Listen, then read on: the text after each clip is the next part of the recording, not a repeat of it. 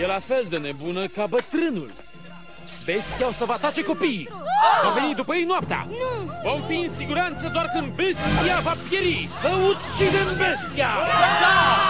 Pericol iminent, noaptea el ne va vâna. Ne va devora copiii până se va sătura. Va distruge orășelul dacă liber va umbla.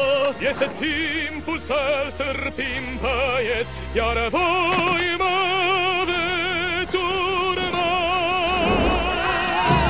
Ricătut va umbla, negru învăluit în ceață, e un coșmar ce astăzi trebuie ucis. Stă ascuns, am ajuns, iată podul spre castelul, unde monstrul e de ani și ani închis.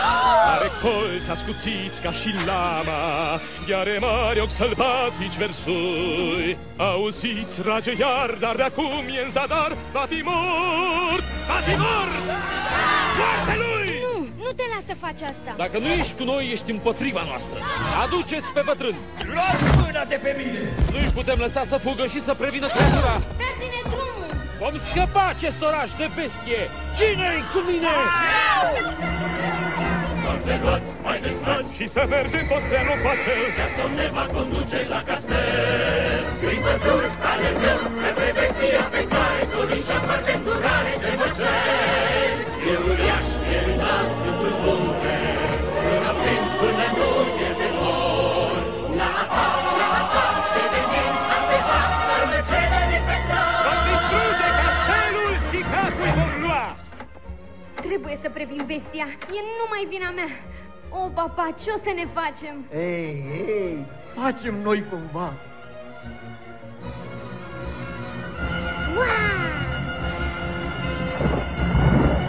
Noi urmăm ce nu știm și de fapt ne îngrozește monstrul e înțăimântător să-l atacăm. Adevărați, luați ceva, vă salvați familia și viața voastră o vom salva. Să terminăm! Știam eu, a fost o prostie să ne facem speranțe. Poate că era mai bine dacă n-ar fi venit deloc. Cine să fie? Să fie ea Sacrâble! Invadatori! Uzurpatori! și a oglinda. Anunță-l pe stăpân. Dacă vor luptă, vom fi gata pentru ei. Haideți! Ah! Luați ostate și părcine găsiți. Dar nu uitați, bestia e a mea. Râdeți nu, vom râda, să pornim spre bătălie, neînfricați în luptă, noi ne avântăm. Hai cântați toți în cor și pornim să luptă, căci francezul este vingător. Să terminăm! Iertare, stăpâne. Lasă-mă în pace. Domnule, castelul e atacat. Moarte lui, moarte lui! O să cedeze! Oh, Lumière, trebuie să facem ceva. Stai!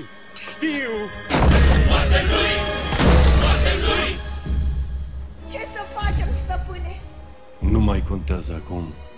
Lăsați-i să intre. Moarte